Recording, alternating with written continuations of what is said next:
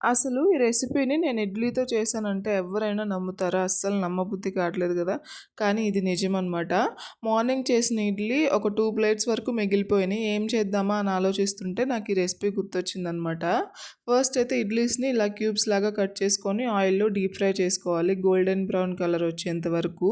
ఇంకా colour change అయిన తర్వాత క్రిస్పీగా అయిన తర్వాత మనం తీసి పక్కన పెట్టేసుకోవాలి.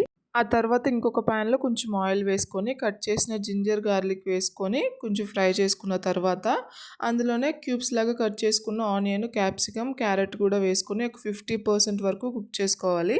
అందులోనే 1 spoon soya sauce, 1 ½ spoon red chilli sauce, 1 spoon వరకు టమాటో కచప్ వేసుకొని, లైట్‌గా సాల్ట్ వేసుకొని కలిపేసుకున్న తర్వాత, మనం ఆల్రెడీ డీప్ ఫ్రై చేసి పెట్టుకున్న ఇడ్లీ క్యూబ్స్‌ని వేసుకొని కలిపేసుకుంటే సరిపోతుంది.